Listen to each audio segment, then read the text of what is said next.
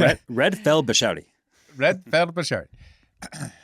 We are excited to announce our new sponsorship from the country of Qatar. Like all of America First, we are giving up and registering with FARA and rebanding. Welcome to Red Fel Bashiri podcast. Almost had it. Oh, I think that was pretty good. Bashiri? Wasn't that Red Fel Bashiri? I think you I did. can't roll Bashouty. Bashouty. I can't roll the thing. We're still working on pronunciations. I just want to note how quickly we've gone from being sponsored by the Daily Wire to being sponsored by the nation of Qatar.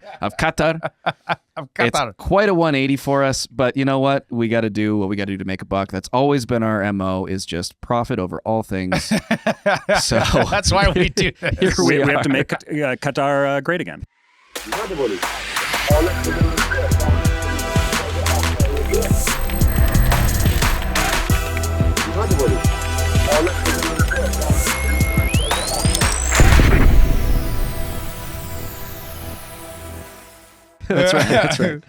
That's right.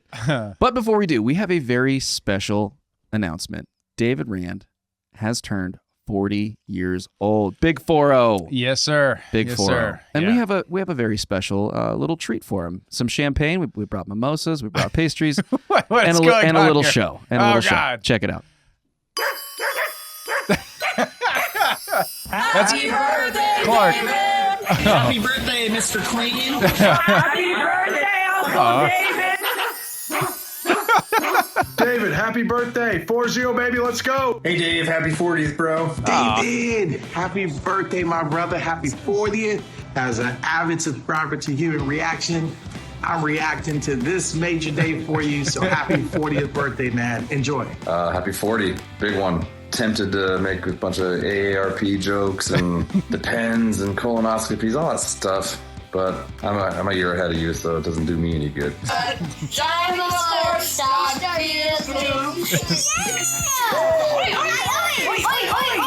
Happy birthday. Happy birthday. Happy birthday, bro. I don't know very many cool people in the world, but you're one of them. Happy birthday, Mr. David. Happy birthday, honey. I love you so much. David Rand, happy 40th, my friend. It is an honor and a pleasure to share the mics with you every week. Hopefully some of your immense amount of knowledge has somehow made its way into my brain over these many episodes, and here's to many more. What up, David? Happy 40th birthday. Sorry I'm not there right now, but currently setting up our X-Overland Expo in Arizona. But happy birthday, buddy. Appreciate you. Have a good one. Happy birthday, David, from your favorite Canadian.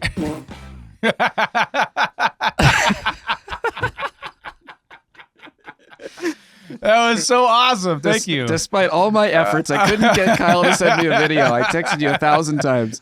I lost my phone. You lost his phone. We were just talking about it before you came in. Were you trying to get out? I was like, Kyle, are you dead? I need a video for David's birthday. So I had to make you legendary Canadian from South. So I had to make you a Terrence and Phillip. Happy birthday, David, from your favorite Canadian. We were just talking about it before you came in that I lost my phone. That's amazing. Well, I'm glad you weren't just a terrible friend. That's a much better story. That's funny. Oh, man. Anyway, Thanks, happy Joe. birthday, buddy. Appreciate It's a that. pleasure. It's a pleasure. Everybody, please sound off in the comments. Tell David happy birthday. Big 40. Get into the Discord. Give him some shit. We would love to have you in there. Actually, speaking of the Discord, we had a gift come in. We did. Yeah. Oh my gosh. Yeah. Speaking of birthdays, David, why don't you open this up? Tell us about it. It's not meant to be a birthday present, but it was just to the show. Our buddy in the Discord, JRC, sent out a. I'm making sure that I'm not showing his address. Block any. We're trying not to dox you, buddy. Whoa! Look at that. It's a light box. That's really cool. Yeah. Does that have a switch on the back? Yeah. Let me set it up. So we got this light box here. He cut out, it looks like 3D printed, and cut out the HR logo, and this thing lights up from the inside. We're gonna get this thing lit up. It's gonna be a feature on our set from here into forever. Oh yeah. He sent such a sweet message too. The guy. Absolutely. You gotta read that while we here. Give me that, and I'll set it up, and you can read the. I should try to figure out how to jerry rig that in your shot. Yeah. All right. Let me bring that up. So he said, I want to express my sincere gratitude for the podcast has provided As a token of my appreciated design in 3D printed a light box featuring your podcast logo. This is my very first light box creation. I am thrilled to share it with you. Thank you for all the incredible work you do and cutting through the media misdirection. Whoa. Here we go. 3, 2, 1. Yeah. Oh, cool. Dude, you got the color even? That's all awesome. That is sick. All right, we got to find a place to put this. A place of prominence. It's like the perfect yellow too. It really is. He nailed it. Well, I'm just gonna attach it to that. Just gonna put it right there. Yeah, I feel like after we got to figure out how to like jerry rig it too. Mount to the wall, like maybe? behind in your shot or something. Yes, we will find a place of prominence to mount that. Thanks so much, JRC. That's such a cool gift. And if anybody else wants their own cool light box, you should join our Discord. Hit up JRC. Could be a cool business idea, my guy. Let's make it happen. There we go. Making money. All right, let's get into the show. What do you say? Oh, we gotta pour these mimosas. Oh, that's right. We got to pour some champagne. No, sorry, Bennett. Just kidding. I'm editing this episode. That's so funny. All right, into the show All right. to talk all about our new sponsors and friends, Qatar. Qatar. Thank you, Karen, for the pronunciation. Make sure we got it right. Qatar. Oh yeah, and don't forget comments. Oh, yeah. Comments. That's the thing. Yes. Do the comment. Tell us, would you rather we be sponsored by Qatar or the Daily Wire? Both seem like bad outcomes. Either way, you're sponsored by Israel. Anyways, keep going. Oh, I don't know about that. Hold on. I got it. Is it a thing where they're just like, it's the same entity just fighting against each other? Is that the take that we're going to land on? Maybe. We'll find out by the end. Yeah, so one of the things that we decided to talk about today was we have all these, let's say all the Zionist MAGA influencers are criticizing all the non-Zionist MAGA influencers for being Qatari agents, or whether knowingly or unknowingly. And this has been going on for many months now. I have a clip here from Barry Weiss and Douglas Murray, the great Britishman, who has been making quite the name for himself as of lately, talking even back in April, talking about this as a so even before his book came out. Or sorry, did I say April? Yeah, I meant October. That's Okay, even got it. different. Yeah. Yeah. Because like when it started coming up in my purview, is when I started seeing it, was when Tucker interviewed the prime minister of Qatar. Right. So Yeah, like that's right. where it seemed like it just started blowing up everywhere and So, everyone was talking about I had it. But thought he they've did been that. saying it for a while. Yeah, I thought he did that in response to the criticism, but maybe I misremembered that. I want to say, was it around the time of Daryl Cooper, maybe? I want to say he did this right after he made like some sort of statement that got all the Israel supporters really upset. That's right. And then he did this like a week after, and then everybody's like, he's a Qatari agent. Yeah, right. And then they started calling people like Candace Owens a Qatari agent, and Uh-huh. Dave Smith, and so on and so forth. Like it just started moving on Twitter, just like, and you couldn't escape it. It was just everywhere. Yeah, right. People saying this stuff. So I've done a bunch of digging into, I was like, what is the credibility behind these things? Because now they're calling people like AG Pambondi a Qatari agent. Yes. And Is this the new like Russian asset narrative? that's sort of it. Qatar is yeah. the new Russia. Mm-hmm. Well, and we also have Trump. Trump got the plane from Qatar, and we'll talk about that as well. We talked a little bit about it last episode.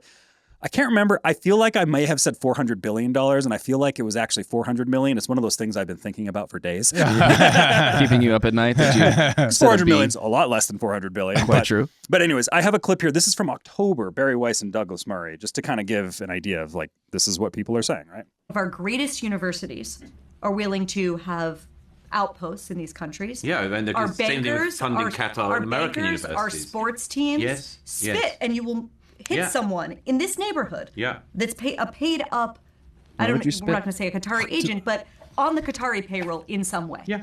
You spit and you'll find a Qatari agent. Haktua. Didn't they see what happened to the chick who spit on Ed Martin? That's probably not a good idea to be just spitting in random directions. You're bound to hit a federal. Well, if you're going to hit a Qatari, those. That's right. It doesn't matter at that point. Wild. Yeah, and then we also have I have Ben Shapiro here talking about he's kind of, let's say, implying that Tucker is paid by Qatar. Amazing.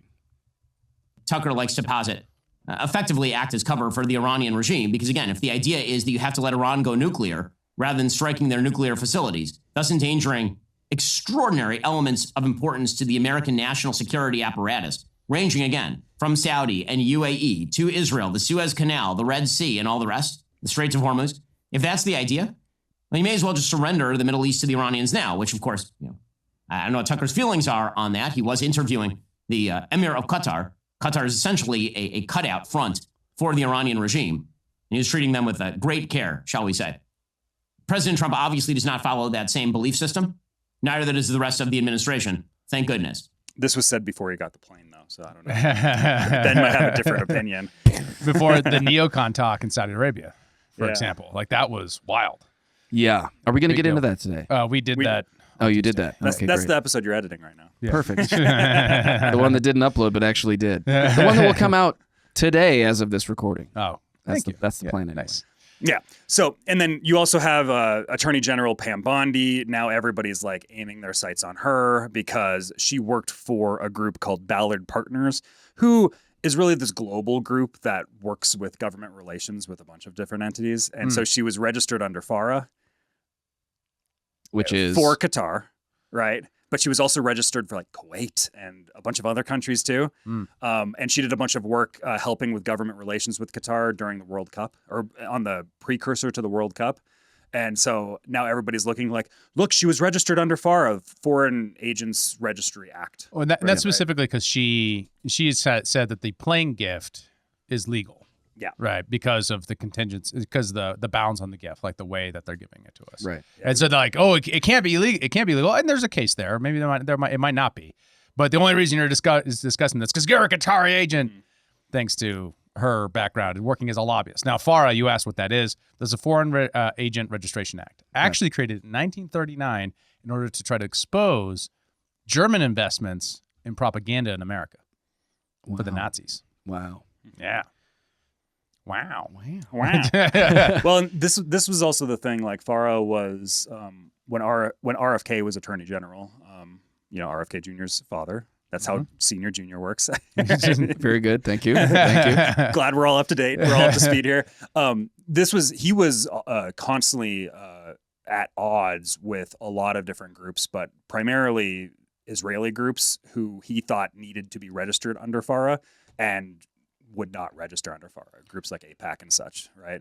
So like this kind of, there's an interesting thing where there's a lot of concern in America of a lot of these Israeli entities that are not registering under FARA, but like they probably should be. Like they're clearly doing lobbying efforts specifically for the state of Israel, and it's like, you should register. Like that would make it transparent. We should see where all this money is going. Like we should see that stuff. Right. But then we're seeing all these instances, like there's all these different groups that Qatar is doing influence campaigns, like all countries are doing influence campaigns on each other. And you have people doing things above board, registering through FARA. Yeah. And it's just like, well, they're doing it correctly. Yeah, right. That's the thing. So the thing with the AIPAC is what's interesting about it is because AIPAC hasn't always been AIPAC. AIPAC was really just the lobbying arm of the American Zionist Council, AZC. Yeah. So they themselves, we know, were a direct organization with direct funding from the Israeli government in the 1950s and 60s, right? So the question is like, in 1962, when RFK Sr. Starts to go after them requesting FARA registration, after, of course, Kennedy dies, they then reorganize and basically break off their lobbying arm from AZC and never file for the new lobbying arm, which was AIPAC. So that AIPAC, it severed formal financial ties to Israeli state institutions and presented itself purely as an American domestic lobbying group, not a foreign agent. But what's weird about that is that FARA itself doesn't require you to have direct money either. All it requires is for you to, let's see here, anyone who's any group that legally lobbies for foreign interests, which right, that's it. American Israeli PAC would certainly fall under. Well, because Israeli isn't just a stand-in for all Jews everywhere. They're not like the Israel is a NAACP. country. Now imagine if the NAACP was also like, this is why you should treat Rwanda better because they're also black. Yeah. That would be what we're talking about. It's exactly kind of like, what it's once you add in Rwanda, you're now talking about a nation state, and is this a FARA situation? I mean, that's a really reasonable question. For sure. It's never really been brought in, and there's all like, and it's fundamentally a loophole in the law, right? Well, because you don't have to disclose your organization's funding just carte blanche in America, right? And that's actually a really important part of privacy law in America, tracing itself back to NAACP versus Alabama, where the people in the South were going after the funders of very different groups that were advocating for civil rights. But the challenge is if you're lobbying the government and doing influence campaigns with the government, then you're in a situation where, we have a higher bar standard for all lobbying, and yet AIPAC is like in this loophole. And like, why? Why is that?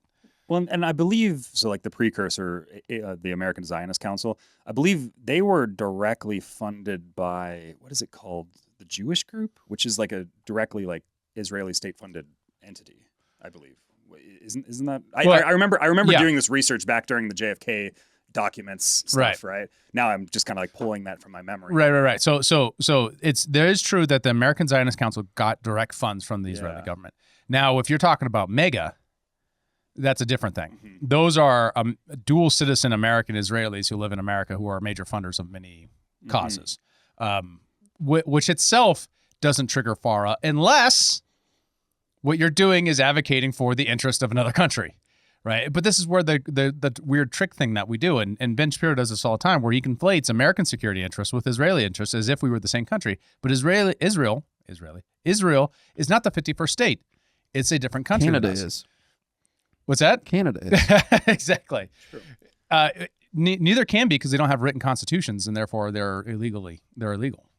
You can't admit a country that doesn't have a written constitution. Canada doesn't have a written constitution? Yes, they do. Oh, I thought they did. Yeah, I'm pretty sure they do. Don't they operate under British court law? They're their own country. I'm pretty sure that. Oh, okay. Maybe they did. Pretty sure they have a constitution. Yeah, like I don't know. You're a Canadian.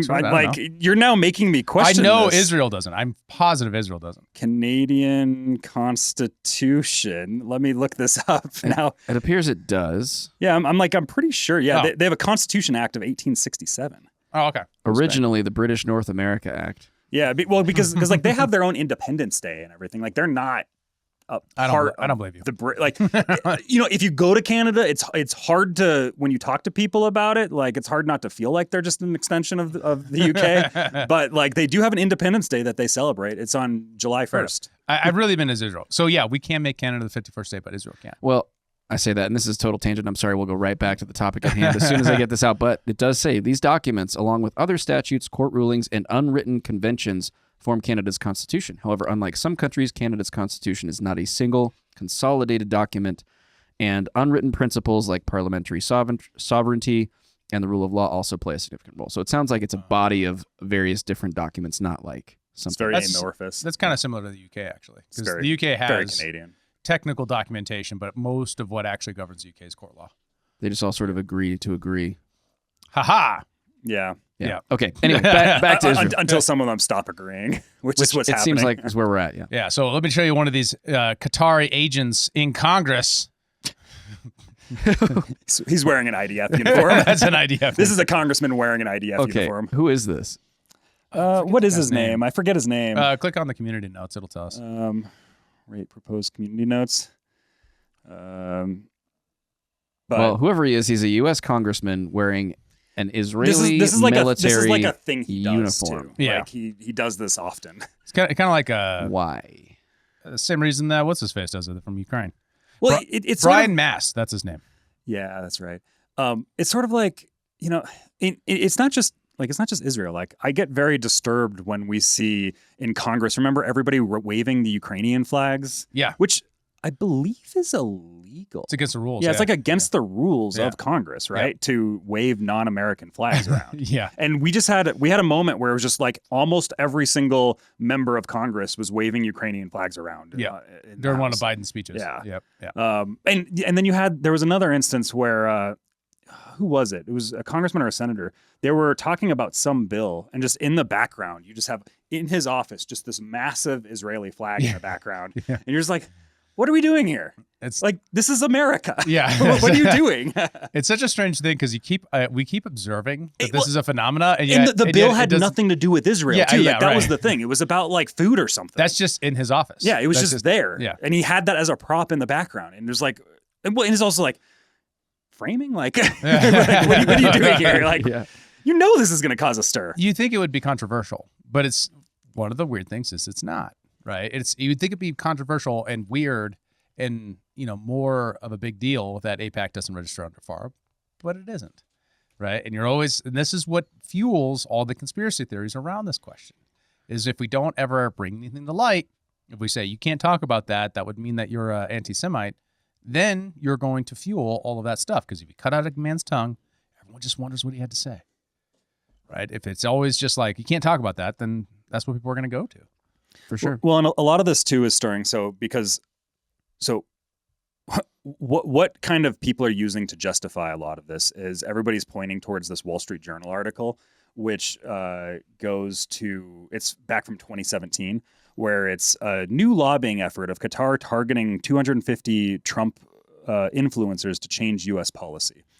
And I had mentioned this a bit on a previous episode, but kind of what's happening there was Qatar they were subject to a blockade from like Saudi Arabia and a bunch of states around there. So what they did was they put in a lobbying effort. They hired a lobbying firm to help with government relations with people that were close to Trump. And it was people like, they hit like Mike Huckabee and Corey Lewandowski and Dershowitz. Alan Dershowitz was on there, like that Qatari asset. It's so funny because all the names that are listed on the top are all Israel, like Zionist types. Yes. Right? Like they're not. It's not like Tucker Carlson. Like maybe he was on the list. I don't know, but like those aren't the people that were like the prominent figureheads being hit by this. And it was like the guy that led the lobbying effort was a former Ted Cruz staffer. It was like his like an aide of his that was part of this lobbying group. It was like Stonington Group or something like that. I can't remember what the exact name was. So people are pointing towards that, but it was like it's also one of these things where it was registered under FARA, like it was transparent. We see all the transactions that were made. Like we know that we can see it. It's above board. There was nothing shady going on, I assume. So are all the Not as far as Israeli I can trips declared under FARA? Or what trips? I'm not sure about that. Yeah, because they did bring in Mike Huckabee and Alan Dershowitz for these like conference meetings and things like that. That was part of it. But I believe those transactions were in there. At least as I was chatting with Grok, it sounded like it was. Like it sounded like it was above board. And it's like I'm not one to defend Alan Dershowitz. Yeah, but it's like, it is funny how this sort of thing is saying it's changing U.S. policy when Alan Dershowitz has no impact whatsoever on U.S. policy. But right? it's that he's close to Trump. These people are around Trump so that they can be the person in his ear saying like, hey, Qatar doesn't want to be subject to a blockade from Saudi Arabia. Right. Alan Dershowitz may not be able to create policy, but he could be influential towards policy, right? And that's why why they specifically targeted the influencers. Like it was an influencer campaign. Oh, right? Okay. But when we hear influencers, most people are probably thinking, oh, you're talking about the guy on X, right? Yeah, Ben Shapiro. Yeah, right. You're thinking of Benny Johnson. Yeah, and some people personality, like that, right? Yeah. But it's not that. These are grass tops elites who are more closely tied to Israel than they are to I think there was some of that. I don't want to like obviously I'm not going into the whole article here. I don't have it sitting in there. I looked through it. I found nothing other than Huckabee, Dershowitz. I mean, now it says 250, but it doesn't get into exactly who in this article. So what are we talking about? If everyone's quoting this to use this as the reason why Dave Smith is a Qatar agent, what the hell are we doing here? This is a terrible case. Well, that's kind of the thing right here. And now we have it kind of throwing more fuel on the fire is the Trump plane gift, right? So Air Force One is the new Air Force One is being built. So Qatar threw in the this gift for him. Well, and it's not directly to him. It's a gift to the Pentagon, which is how Trump is justifying it to go around. There's a constitutional clause called the Emoluments Clause, prohibits presidents from receiving foreign gifts without congressional approval. And so he's saying, well, it's a gift to the Pentagon.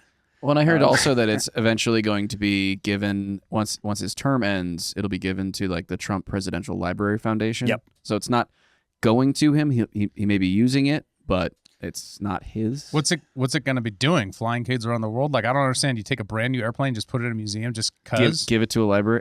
Well, that's a good question. It's questionable on whether or not he'll be allowed to use it personally afterwards. And this is part of the agreement is not still set in stone. It's an agreement between the Qatari Defense Ministry and the Pentagon, they're still working out the negotiations right. on this. And you can see where Trump, just knowing Trump's character, and I don't know what he's said about this so far, but it does seem like this would be a thing that he would fit well with how he thinks about the world. It's like, oh, these people, they're giving me this great gift. It'll save us all taxpayer dollars because, I don't know why, but right, he doesn't want to use Air Force One. It's a really nice airplane, I guess, right?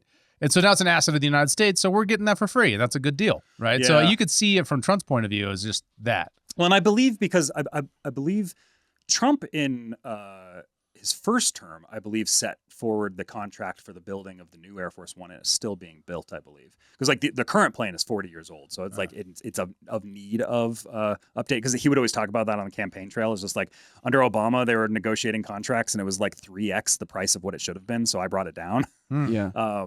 Well, and I also heard on X, I saw a video of a member of Congress saying that this deal had actually started under the Biden administration. Maybe. I can't corroborate that. Oh, really? Other than what this congressman said, but it seems like maybe this was If that's pre-existing Trump If as that's well. true, then that's It's the most classic case. That's what the media does all the time. They make a big deal out of something that probably shouldn't be. Yeah. I mean, if it was negotiated under Biden as a gift to the presidency rather than to the president. Well, it's also one of these things where I don't know the reason we're supposed to hate Qatar. Yeah. Like I don't really understand it. Dude, that is But they're giving money to universities, Kyle. So does every Isn't other that what they country. said? Is that's what Murray said? So Is that like is- it's so sketchy that they give money to universities. Like lots of people give money to So universities. that is Why do my we care? understanding is they are the largest foreign donor to U.S. universities, and one of the primary ones is Cornell University. They've given about $6.25 billion Damn. total. But They can't afford a little bit for a little podcast. I mean, come on, Qatar. Come on, guys. Well, we'll start. We'll drop our Bitcoin We'll butter 'em wallet up here. address in the show notes. Yeah, you so can just drop in some Bitcoin from the Sovereign Wealth Fund. All right, so sorry to derail you. So they give a bunch of money to Cornell. Well, that's like $2 billion of that has gone to Cornell over the last few decades. Is there but any evidence there's like that a bunch of other Cornell has like become more Islamic as the point of that? Like, I don't understand why that's a bad thing. Yeah, what's the outcome of that? Well, so like this is the criticism is like the reason why you have these pro-Hamas sympathies among college kids is because Qatari funding is changing academic direction, and it's a question of how free is our academics actually, which is funny because like this is always kind of the conservative argument about like what's been going on with like liberals in college campuses, but right. But so like now it's all Qatar's doing it, So how solid is the case there? Is there evidence that there are mandates or strings that are attached to this? I mean, when I was in college, I don't think any of the students knew who was funding the college, right? They didn't, or what Qatar was. Yeah, right. Seriously. Like, did you mispronounce guitar? That seems more likely. Qatar hero? Yeah, I played that. Qatar. Yeah, so but it's also because like there's been these campaigns for us to really hate Qatar in the past, where when the World Cup was going on in 2022, you guys might remember there was the that journalist that got detained briefly after he got off the plane because he was like being super gay in an Islamic country. Right? I do remember that. I remember that, yeah. I don't know, like maybe don't go and like be flamboyantly gay and wear all your gay pride stuff when you fly into another country that is that doesn't share like those traditionally values. Islamic. Like I don't know, like to me that's like the diverse take is like you should respect other people's cultures when you go there. That's a fair diverse take. Wrong. Wrong. Homo. Everyone tolerate everything equally. Yeah, because like he came in and he was wearing like gay pride shirts and FIFA. There was also other controversy because FIFA had banned players during this time period from wearing rainbow armbands that said "One Love" on them. So like this is when like pride shit was going crazy high at this time. So there was a lot of this like, oh, Qatar's super anti-gay. We hate Qatar, and like the libs were like, yeah, we should bomb Qatar or something. I don't know. With rainbow painted love bombs. I'm exaggerating, but that was a propaganda campaign that we were subjected to during this time period. You just see Rachel Maddow signing the bombs, you know? Yeah, Caitlyn Jenner's out there signing it's sort of like that meme where it's like I think it was like conservative president, it's just like bombs dropping, and then it was like liberal president or like Democrat president, and it's like rainbow bombs dropping. Yeah, I've seen that for sure. Yeah. So that happened and got the left to hate him. And of course, there were good criticisms of that. There was some stories about Qatar, which is a country that has about 250,000 people are like actual citizens of Qatar. Yes, 330,000 and 2 million total residents. So all the difference is foreign workers. And in constructing of the stuff for the World Cup, all the buildings and location, 6,500 immigrant workers died. Like crazy. Wow. Yeah. So obviously not a perfect country. It got some problems. Mm-hmm. Well, this is also a common thing whenever the Olympics or the World Cup show up at a place. I was telling you guys this before we recorded, but back when both the World Cup and the Olympics were in Brazil, which was like they were very tightly close together. It was like within like a 2-year time period, both of those were there. I remember I have a good friend down in Sao Paulo, and he was always messaging me like, "Hey, is anyone in America talking about like what's going down on here?" I was like, "I have no idea what you're talking about." He's just like sending me articles in Portuguese that I'm running through Google Translate, and it was like there was protests of like 25 million people in Sao Paulo and like 21 million people in Rio de Janeiro because of all sorts of stuff like government corruption. And we're now seeing like this is pre-Bolsonaro and everything that was going on during that time. But also like where the venue was being held, they would just they built a wall to block the view to the slums from the venue, like stuff like that. Sort of like Beijing, like cutting off automobile traffic for like 2 weeks or a month before the Olympics so that it wasn't smoggy as hell when all the athletes and the press got there. Or like Gavin Newsom clearing up the streets of San Francisco as President Xi comes in, right? Like it's kind of that vibe that's going on, but also just like general political corruption that goes around with it. And also like, I believe there was a bunch of people that died in order to make everything ready for the World Cup then in Brazil too. But like similar story, like remember, these aren't America. They are still kind of third world countries in a lot of ways. Although Qatar's quite wealthy for its size. Yeah. You'd think they'd be able to afford the safety equipment, not to have 6,000 people die. Well, this is why we need government agencies and regulations. No. Wealth does that. You can actually just you think it's just like the heat? Like just I didn't get a clear explanation, but we have the Guardian article linked in there. But it was it seemed to me to be mostly a safety issue. Get OSHA on the case quick. Yeah. Here, let me pull that. Well, that article. OSHA doesn't make things more safe. Yeah, they do, David. That's their whole point. I need to show you the graph. The OSHA graph. Look at this graph. Show you the graph. 6,500 migrant workers have died in Qatar since World Cup awarded. Interesting. More than all these migrant workers from India, Pakistan, Nepal, Bangladesh, and Sri Lanka. In 2019, it found that Qatar's intense summer heat is likely to be a significant factor in many workers' deaths. The Guardians are finding supported research. Yeah, and a big part of that is probably liability too. If you're a foreign worker, harder for your family to hold the government accountable, for sure, or the construction company, well, especially or whatever. if you're from a really poor country, particularly one in the Himalayas, like Nepal, where you're probably not accustomed to the desert heat at that altitude. That's actually that's my understanding of a lot of these Middle Eastern countries that have been very much on the come up in the last 2 to 3 decades. UAE is another one for that example, where they're like super hyper protective of their citizens. And just their citizens, right? Like that's their concern is like, because we have this sovereign wealth fund and it helps fund your healthcare as a citizen, helps fund your education as a citizen, all this stuff. But it's just like everybody else can come work. It'll be safe streets. It'll be all this stuff. But like, we're not responsible for you in the same. Good question. Like that's kind of the culture is my understanding. Why doesn't the U.S. have a sovereign wealth fund? Well, it has been signed with an executive order this year under Trump. So, right. But why haven't we had one until we're just now kind of getting around to thinking about doing it?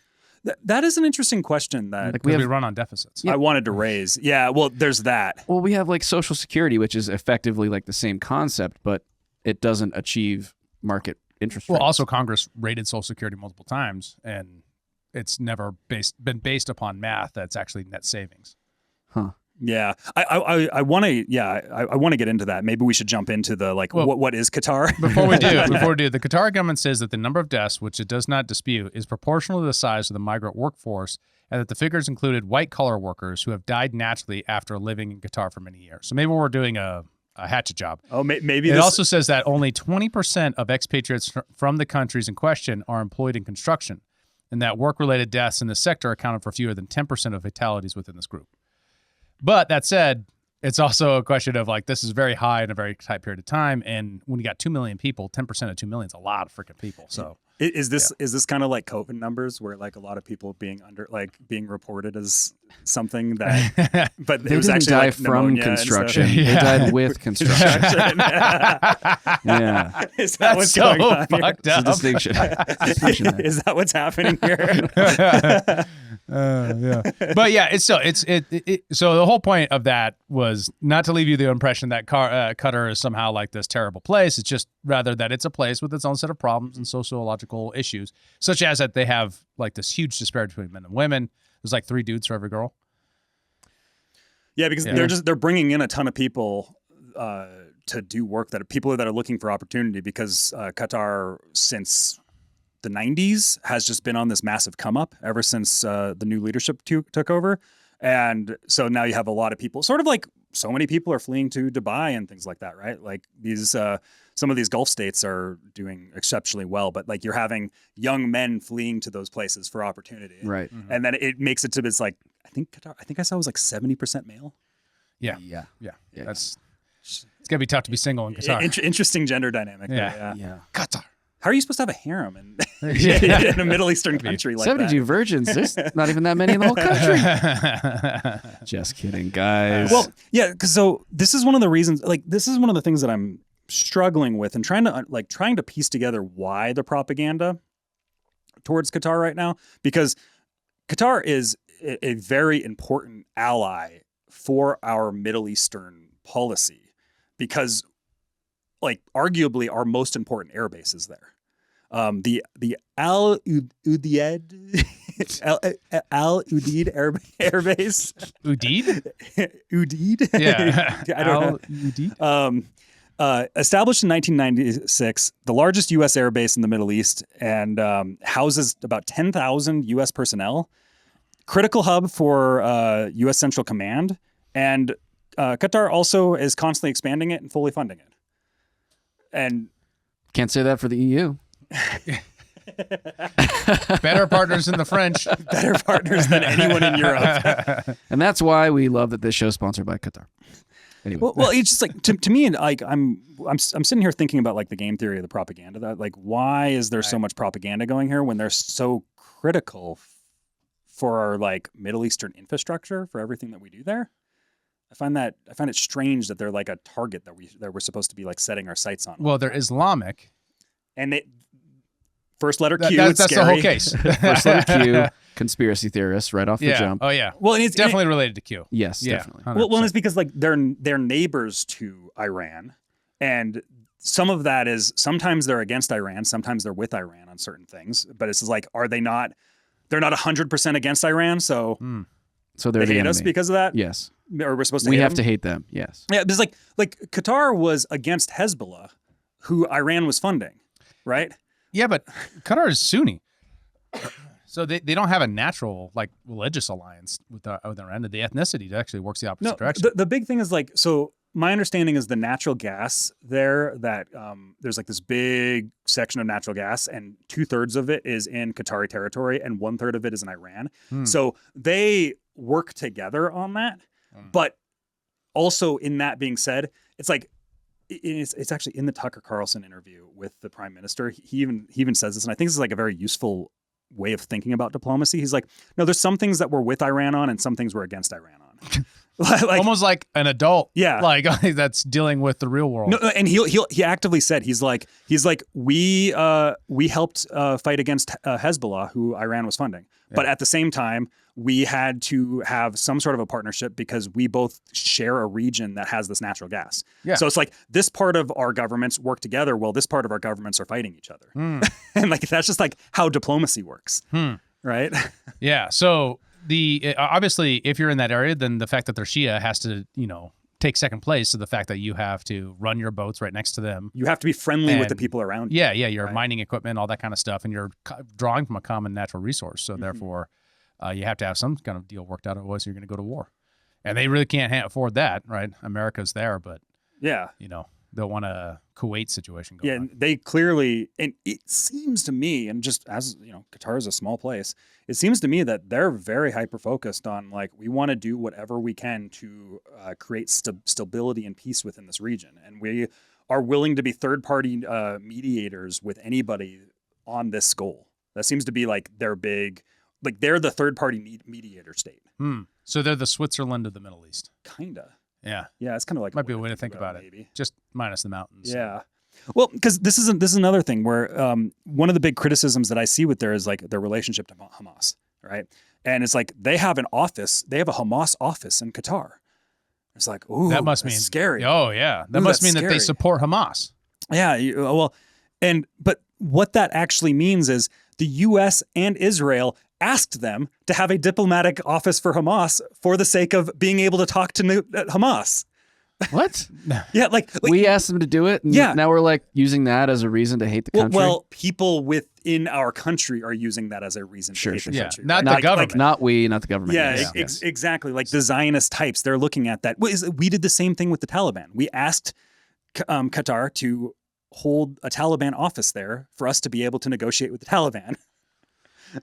Seems reasonable. Does seem reasonable. It seems reasonable. Now some of the Hamas relationship is that they've been sending money into Gaza for investment and reconstruction efforts since 2012. There was a time period of 2018 to 2021 where there was monthly briefcases of cash of $15 million, just $15 million in briefcases. Damn. Going in through Israeli-approved security checks, right? Now, the critique is that this money has been redirected to military efforts, but like it's one of these things where Qatar is helping with the reconstruction efforts in Gaza over the last decade and like helping with like investments and things like that with Israeli approval.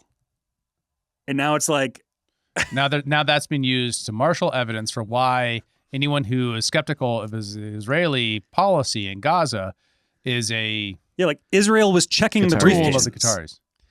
Right? Like looks like it's all there. Yep. Let it through. Wow. Like I was asking Grok, I'm like, am I missing something? And Grok's like, no, Grok was like, no, there's no real direct evidence at all. Like, could it be indirectly? Yeah, for sure. Right. Which it makes sense. Like money is fungible. It could be redirected into military efforts. Right.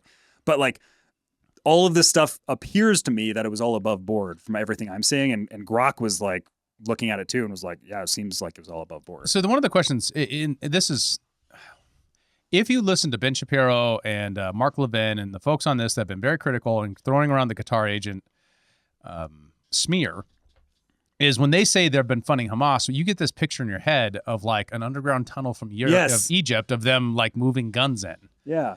Not money going to Israel and then Israel putting, literally shepherding it across the border to Hamas.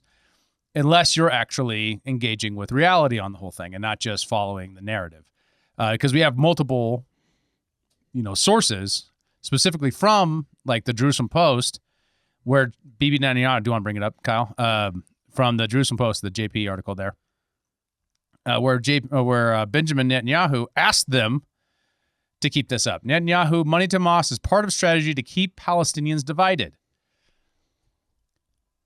Yeah, so the whole goal being is you fund Hamas in Gaza, you can keep them from anyone from moderating in Gaza like they have in the West Bank, and therefore keep the two groups of Palestinians separated. Right, so you keep an extremist group in power such that you always have an enemy to target because they're always going to try to be targeting you. Right.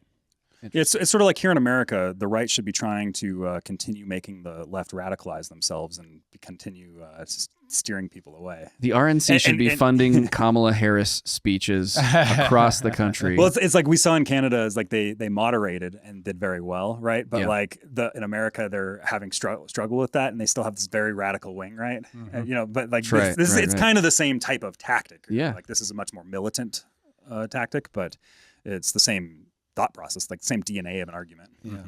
I mean, to the point where we have the head of Israeli intelligence actually doing the same thing in the Haaretz article. Mm-hmm. Yeah. And It's thinking about it. They don't want you to know. They don't want you to know. While we're waiting, I was just so obsessed by this. How many briefcases would it take to traffic $15 million? Did you ask Grok to calculate it? I did. Well, how much? 14. 14? Yeah. Why not pallets? Really? You know, seems like smaller than I thought. Me too. I mean, if you had 10,860 $100 bills, that would be $1 million. So. Wow. When did we just start issuing $1,000 bills? So 15 divided by just over $1 million is 13.81. Yes. Wow. So here we do have from Haaretz, Mossad chief visited Doha, urged Qatar to continue Hamas financial aid. Their That's a weird- Haaretz What website. happened? I don't know what Haaretz website is doing to me right now, but it's not pretty. But yeah, to continue Hamas financial aid. It knows the show is funded by Qatar. So let's get out of here. Those you just got legit spam, buddy. No. Performance issue. Haaretz, alert. what is going on? Jeez. Yeah, so That's- 2019, Netanyahu was reported to have said in Likud party meeting, quote, and this was reported many places, right? Jerusalem Post being one of them.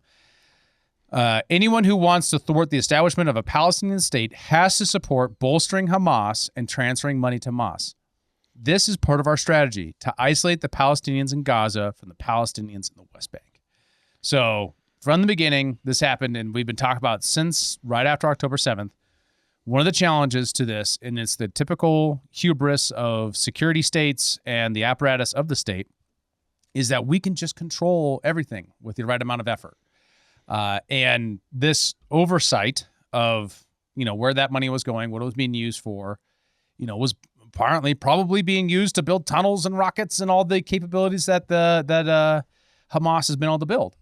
So to what degree, the question then is, if Israel is in the position where they are focusing on this for another strategic goal, to what degree do they own the unintended consequences of that strategic goal? Maybe if they had just let Hamas, become poor and there be new demand for new political leadership that maybe is more moderate, it would have been a problem for them with the West Bank Palestinians being able to identify with Gazans, but it wouldn't be the same problem that they're having with Hamas. So this is where the conspiracy theory comes in, right? That the conspiracy is that the intent was to create as radical and as empowered Hamas as possible so that they would have the excuse to go in and wipe out as many Palestinians as needed so that they could create a single-state solution, because Likud will not tolerate a multi-state solution. That's crazy to me. Yeah. There's also other players in the region too, like Grok specifically. I'm just quoting straight from what Grok told me when I was having a conversation with it.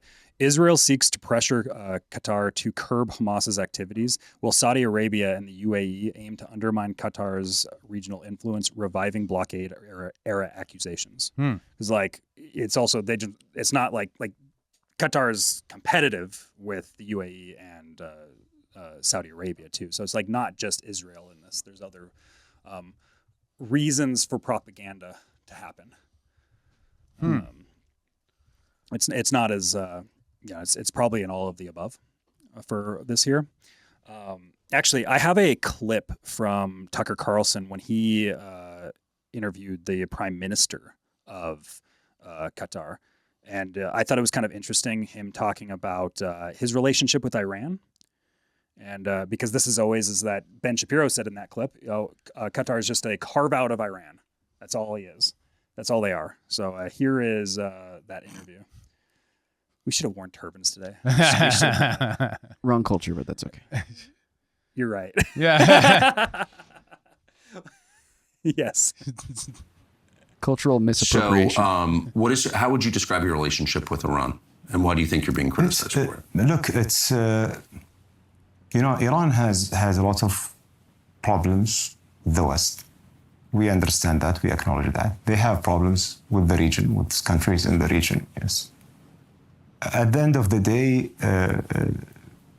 Iran is, our next door neighbor. And we have to maintain a good relation with all our neighbors. We have a lot of things in common when it comes to the gas field, the largest gas field in the world. It's partnership between us and Iran. It's two-thirds of it in the Qatari territory, and 1/3 is in the Iranian territory. This is in the Gulf. This is undersea. Yeah, this is the one in the Gulf Sea. you have I have to coordinate on environmental issues, like, for example, the water contaminations.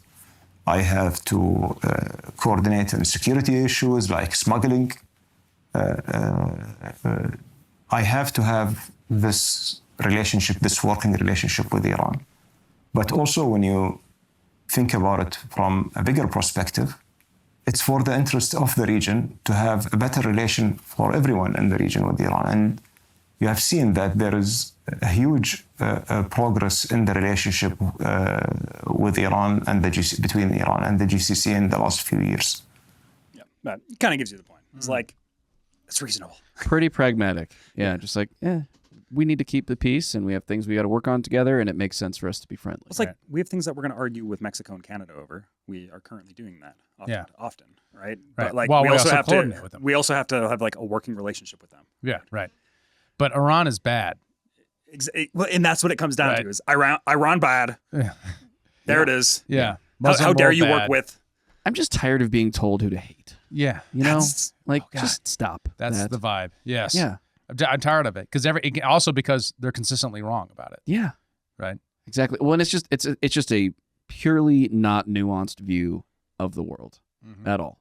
When it's like, it's binary. It's 1 versus 0, and it's weird for, particularly the left, who are very into the non-binary thing these days, to try to really extract this binary situation when it comes to foreign policy in these ways. Yeah. Well, the thing is, you say the left, but it's like, I mean, I know it's more than that. No, but it's not even really. Do the left matter anymore? I feel like I don't see anything from the left anymore. Like everything is just like right on right violence, and the left is like non-existent. That's because the vibe shift, right? Yeah, it's like the left just doesn't mean anything anymore. Well, David Hogg got kicked out of the DNC, so there's something about that. Yeah. Yeah. Well, I don't know. That was not their. They weren't sending their best, David. I'll just say that. But I mean, the neocon narrative, right? And if you go back to like the war in the Middle East when it comes to Iraq and Iraq too, really, it's been long like this like meme, this low resolution meme culture era where they're the bad guys because they're the strange people who are attacking us overseas. Never mind that the people on 9/11 were Saudis on behalf of a group that was basing itself out of Afghanistan, right? And like this picture of we have to deal with facts. It's like a low information environment sort of story that just breaks apart once you get to a higher information environment. You're actually trying to negotiate the truth when you have things that can, translate, Arabic into English easily. So once you're dealing with reality, all of a sudden, oh wow, the world is complex and nuanced and different than, Qatar equals bad because Qatar funds Hamas. Like that simple narrative. It just comes apart at any amount of scrutiny. There's a war on nuance that exists, where it's just like things are a little bit more complicated and more complex than just than binaries. Like maybe you should be a little non-binary. Yeah. I think we're embracing maybe non-binary the left is on onto this something. show right now. Are we woke now? I think we might be woke. I think this is the woke right. That's why we're woke. It's because we're embracing non-binary arguments on foreign policy. Wow. Joe, you had mentioned why don't we have a sovereign wealth fund, and I actually used us talking about Qatar to do a little digging into their sovereign wealth fund and what that might mean, because Trump did sign in an executive order trying to establish a sovereign wealth fund. Nothing's really happened there yet. It's just kind of like, this is the thing we're going to do, But maybe I thought people might be interested in understanding on how the Qatari sovereign wealth fund works, and then we can translate that to like, what could that mean in America if this thing gets up and running? So this is the thing that will make a libertarian squeal. State-owned. Right? State-owned investment fund managing that manages the surplus wealth of the country. So in Qatar's situation, it's a lot of LNG exports. But they have a central authority called the QIA, Qatar Investment Authority, which was established in 2005, and it manages currently about $526 billion worth of assets. Wow. They have 330,000 citizens, so it's kind of like $1.6 million per citizen. It's kind of, sort of, not really, but like, it's indirectly kind of theirs in a sense, sort of, maybe. Right. Instead of us owning like however many millions of dollars or hundreds of thousands of dollars worth of our national debt, they sort of own assets in their country. But like, if you think about it, for how big their citizenship is, like how big their population is, like that's a lot of money per citizen if you were to like calculate it out. Like I think it helps put it into a frame of reference. But what that does is citizens in Qatar, zero income tax. They have free healthcare. They have free education, housing subsidies. Profits go towards various infrastructure development projects. And then there's like job creation that comes from state-backed projects, right? So this would be the argument for using this, and they get surplus every year, like from their industry, and as they have continually growing industry, and then they also diversify their portfolio globally, which is where some of the donation structure, like they have the Qatari Foundation, I think is what it's called, which takes some money from the Sovereign Wealth Fund, which is used for kind of their soft power. Right, like this is sort of like their USAID in a sense. Yeah. Where this is where the funding for Cornell University comes from and stuff like that. But then they also invest in projects, which I believe there was a big announcement. I don't remember what the money was, but there was some sort of like a certain amount of money that just came in from Qatar as part of Trump's whole Middle Eastern trip right now. I know UAE just did a ton of money. Like I think they promised like $1 trillion or something. Yeah, Saudi Arabia was like 600 billion. Yeah. So that's kind of what they use that sovereign wealth fund, and then they generate revenue off of that. So it's constantly growing, right? And then that can be used for helping the citizenry, for like their welfare programs are funded by this thing, right? Yeah. Unlike our welfare programs, which are kind of just like our current tax base that goes into that. Right. With the pyramid-like scheme, right? This is actually coming out of an asset, better structure, probably. It does suggest the Hoppian theory, to kind of turn the whole libertarian analysis on its head, that when you have an emir or a king or a monarch or someone who actually has a stake in the future of the country, you might get better policy, in the sense of, even if it's a welfare policy, the welfare policy isn't going to be based upon extracting out of one group and giving it to another group. It might be based upon assets with actual value. It is based off of like profit generation and things like that. Yeah. That stuff matters, as there is a much more, it feels like, and I would have to go into the nuts and bolts and actually like go in and study how all their stuff works. But it feels like from the outside, it feels like their systems are just run way more efficiently than ours. I've heard that criticism before, and they of course have their problems, right? Yeah. But it does not mean, and obviously doesn't mean that I'm an advocate for monarchy. But what it does suggest is that you have to be very careful about the perverse incentives of each other, right? Because the problem with monarchy is that the next guy might not be as good, right? And that guy gets appointed regardless of merit, right? Blood is not merit. Sorry, white nationalists, but it's not true. Whereas with democracy, you can almost ensure that the next guy's going to be worse. Yeah. Well, hence Biden to Obama, Obama Biden, right? Exactly. The next guy is always picked out to not overshadow the first guy. Yeah. Well, it is interesting too, because just when I think about these three Gulf state countries, UAE, Saudi Arabia, and Qatar, a lot of them are much more, in the recent decades, have much new leadership that are then building up their countries with like quite a bit of big ambition, because I believe the current Qatari government is based off of like a coup that happened in the 90s. And that it was a bloodless coup of his father. Like it was something like that. Yeah. And after he took over, it's just Qatar through the roof. Yeah. Like stocks go up. Also, the natural gas revolution helped a lot, right? Which is what's interesting about Qatar, is that unlike Saudi Arabia, they're not really making it off of petroleum. They're making a lot of their money off of natural gas. And the natural gas revolution was, in the 1990s, we basically started leveraging natural gas as another alternative fuel source. And that really scaled across the globe in a lot of ways that are more efficient than coal. So, and more transportable, more abundant in more areas, especially across South Asia. So one of the interesting things is, as America's come up with our natural gas, fracking revolution, that has changed a lot of our incentives, but we still work really closely with Qatar for all the reasons that pre-exist in the 90s. But ultimately, it's all the British's fault. Because why is Most Qatar things there? usually are. Why is Qatar there? Sykes-Picot. Qatar. Yeah, right. Yes. Basically, the British mandate of the time separated them for tribal reasons, but also for geostrategic reasons, specifically to have like a state that, bridged between Saudi Arabia and Iran.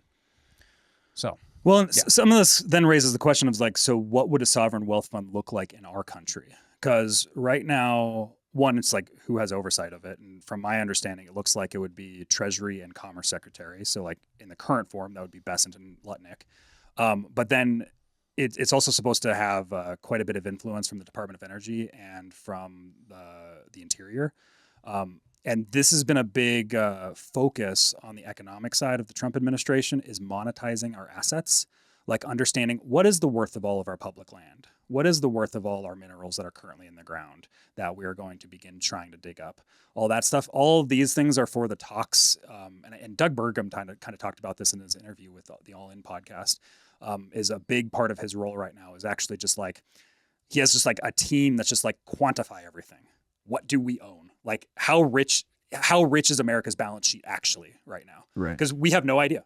Like we don't know how, like, what our assets are right now. So, right? but I don't, just like the supposed assets that sit in Social Security, I don't want Congress to have access to greater amounts of money to spend. No, right? that's it's true. already too big. Well, this money goes under the sovereign wealth fund outside of Congress. Like this becomes an executive branch tool. That's my understanding of what they're trying to make. But you can't do that with appropriations, right? Appropriations are from Congress, right? You can't claim title on American energy resources without an act of Congress. I don't know how it's all going to end up working. Okay. That's one of the reasons why I'm questioning it. Because one of the things right now that I'm looking at this, I'm like, I get how it works under a kingdom. Yeah. Like I get that. And I'm looking at it and I'm like, the bottleneck of these problems of like and then we're just gonna have new Treasury secretaries and things like that working like on a 4-year basis. We're gonna be having this rotation that happens right here. Like that's the thing that I'm concerned with a lot of the Trumpian policies on the economic side with trade, with sovereign wealth fund and things like that. Is like I see the vision and I can be bought into the vision, but I'm worried about the turnover and how that relates. What happens under the next administration? And it's also a vulnerability, even if Congress isn't the barrier, right? Another president comes in or whatever. Exactly. Or if you're a monarch and the next person comes along, who's if Donald Trump Jr. becomes president, same problem, right? You don't know what he's going to do, right? And you're just giving more assets and power to the worst institution in your society.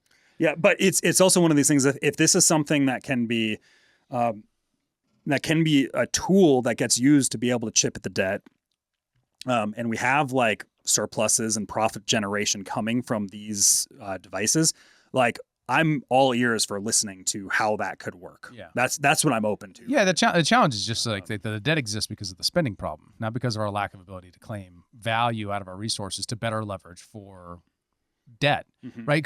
Because we're the lender of last resort for the world with the world reserve currency, that therefore we can run these deficits, right? Qatar doesn't have to do that, where they have to have a sovereign wealth fund if they want to run deficits, because then they can claim and leverage assets against, borrowing. But we don't have to do that. We do that with promises, and thumbs ups. But that obviously only works for so long. So is our own form of sovereign wealth fund a way of kind of working our way out of the massive debt situation that we find ourselves in? I don't know if you can do that, because you have to leverage out of the whole trap of being the world reserve currency, right? Demand for dollars goes down once you do that, and then you have a problem of interest rates and how to actually pay on your debt. Well, and this is kind of what I've talked about in previous episodes, is there are a bunch of new ways that we're looking at for selling off or like auctioning treasury bonds and exporting more of those out to the world, and also taking back the liquidity that the euro dollar has been sucking out of the system. Right. So because we are seeing, because that's another aspect, is David Sachs, the crypto and AI czar, is another person that's a big person on the dialogue around the sovereign wealth fund, which is the crypto side of things. And when we see the stablecoin regulations come through in the coming months, both the Stable and the Genius Act, that's another big avenue. And that's the first stuff for the executive order. That's what's been entered into the sovereign wealth fund, is like this Bitcoin strategic reserve, right? And some of the other crypto that was owned as assets in this time too, right? Right. And I can see if the government already owns an asset, being able to leverage that for better balancing its balance sheets. So yeah, fine, whatever. But it's just like it's where you're taxing Americans more to move again to a savings account when we already have a massive deficit problem. right? And like for example, think about it. You're $100,000 in debt, and you're like, now's the time to start saving. That's not how I would approach it. Mine would be like, now's the time to pay on your debts, right? Pay down your debts, and then once you are, balance neutral, especially if you're running an annual budget deficit, then you could take your surplus and move it into that so that you can better account. I'm open to those things. Well, that this makes is sense. we have Lutnick. Lutnick's the one that's like really pushing the zero income tax vision right now too, right? So meanwhile, Congress failed this week to do rescission again. Yeah. Like again, the problem on the Doge savings. See, the problem here is Congress. Right? Like, take it easy. And this is my Curtis point. Yarvin. The Trump team has all these plans, but Congress is the problem. This is where you just got that specter of Curtis Yarvin, like right over your shoulder. And you're like, kind of has a point. You're making a great point. Hoppa had a point. When every step of the way you come around to it, like, well, but Congress refuses to take the budget deficit seriously, and then honestly, you're like, I kind of get it. That was my point about with democracy. You can be sure the next guy's going to be worse. I mean, generally speaking, the people are always going to be voting themselves more largesse, and Congress is beholden to that mechanism to keep themselves in power from lobbyists, from small donors, whatever. And so, like, here we find ourselves. Like, not wanting to like Curtis Yarvin's argument, but like I kind of do. I'm probably the most like willing to entertain his arguments at the table, probably, right? Probably true. Well, it's. Wait, so are we at a Qatari-sponsored podcast endorsing a Trump third term? Is that what we're doing here? And putting more power into the hands of the executive? Is I that think what we're doing? you are. I'm not sure I'm comfortable with that. I think Kyle is the pro-imperialist here. So if you want to make that claim, go for it. He's sitting on the monarchist fence again. Well, I'm just looking at it. Like, I was thinking about this the other day, where like I was thinking back to the fall of the Roman Republic and Julius Caesar's run through. And I was sitting and I was thinking the other day about the relationship between Julius Caesar and Cato, and they both were like fighting the same people. But Cato was sitting there like, no, we got to do it appropriately and we got to do the thing. And then like you had Julius Caesar come in and he's just like, no, I'm just going to do it. Right? Like, that's kind of the dynamic that happened at play there. And then Cato killed himself, and I'm not sure that was the appropriate role that he should have taken. He could have came and joined and been the autistic bean counter for Julius if he so desired, right? But like that's kind of how I see it right now, where I'm like, you have like the MAGA movement that has like all these like ideas that are going through, and then you have all these people like, but the procedure and stuff, and everything's getting so locked down in the procedure that it's just like, we're just going to stagnate for forever until it's too late. The challenge is whether or not you can marshal enough popular, push to reform the government, right? So we really live, and I think this is one of Curtis Yarvin's best diagnoses. We really live in FDR's government. When the people of America elected supermajorities in the House, Senate, and then FDR's president repeatedly over and over and over again, that's what allowed them to reform it using the rules. The challenge is right now we cannot get there for whatever reason. That might be because there isn't that much support for this agenda. That could be true. I'm people don't want to do away with their goodies and things like that too. Like, but also all the congressmen have their stuff. But also, if you get rid of all American institutions, are you being American? Right? Kind of an important American institution is not having a monarch, right? Right? We kind of left that a bit ago. And, even in the case of FDR, when he left, we were like, okay, we can't do that shit again. But does that destine us to his government forever? Right? That's the opposite challenge. And I understand that's a heck of a problem. That's a Gordian knot. But I also think that, like, look, if you're deporting people as somebody and you're not going through due process sufficiently, that there is a case for a court to step in and say, like, hey, wait, due process is kind of important. I really criticized Bush when he suspended habeas corpus in response to 9/11, because that's for Americans, right? And all people resident in the United States. So what are we doing? And if Trump does that for immigrants, I'm not a fan. I refuse to, because habeas corpus is part of our tradition. It's a really important part of our tradition. It's an ancient tradition. Are we still us if we give it up? Like, it's a classic comic book villain problem, right? You fight the monsters right up until the point where you become the monster. Are we becoming the monster by compromising something about who we are in order to accomplish the goal? That's a great question, and I think one to pose to the audience. What do you guys think? Are we becoming the monster? Should we become more like Qatar? Wait, now you're just falling for their propaganda. Qatar's the monster. Oh my God, Qatar is the monster. It all comes circular. Monster sponsor of this podcast, maybe.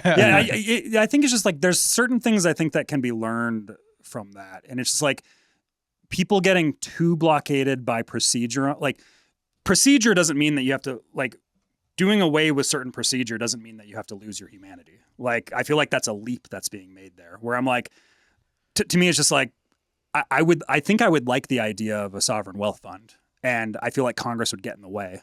And and we've never had a sovereign wealth fund, so we don't really have any like actual rules on that. So like everybody would be like, oh, the power of the purse, blah, blah, blah, like appropriations, blah, blah, blah. So like it'll go in there and you're just like, yeah, but does it have to be that way? I don't know. Does it have to be that way? Like that's all I'm saying. Yeah. And that's the only question I'm raising, right? Like, and Sure. I don't think that's a monstrous question to ask. I know just asking questions can be quite monstrous these days. I'm not claiming that. I'm not claiming you're being a monster. To be clear, I want to make sure that's clear because I'm not trying to fight with you, Kyle. I'm just trying to say you want to be careful in your pursuit of your aim so you don't itself undermine the thing that is your identity, right? Because you can lose that when you become so obsessed with the outcome. Your method of getting to the outcome is important. Yeah. Yeah, and just sometimes a lot of the things that are in the way, the blockades, end up being exactly what's used by your enemies to keep you trapped. And so if you're constantly playing within their game, that's where the problem ends up lying. Yeah, right. The challenge being the game is an American one, is the one that's actually in our institutions. Yes, because following institutions, that's the American way. Well, wait a minute. But what is our culture if it isn't in our institutions? Somewhat. I mean, I'm not even an institutions guy. I'm just saying it's something. I think we may need to carry on this conversation in the skiff because we have gone a little over time. We appreciate you sticking with us, guys. But great conversation, fellas. We appreciate it very much. Are we Qatari assets? Are we Qatari assets? You decide. Answer in the comments. Let us know. And if you're down with that, join the Discord. And make sure to smash the like button if you're on Spotify or Apple. Please do make sure that you give us a follow, leave us a review. Thanks again to our guy, JRC, for this awesome light box with our logo. Straight from Qatar. Straight from Qatar. Sorry to dox you, buddy. And thank you for watching. For David Rand, happy 40th. For Kyle Mack, for Bennett, who's in Arizona, I'm Joe Sheehan. We'll see you in the next one, guys. Peace. Thanks for tuning in to Human Reaction. Please be sure to like, follow, subscribe, and give us a review on your podcast platform of choice. And if you want to become a member and support the show financially, check out humanreactionpod.com. And remember, Happy birthday, David, from your favorite Canadian.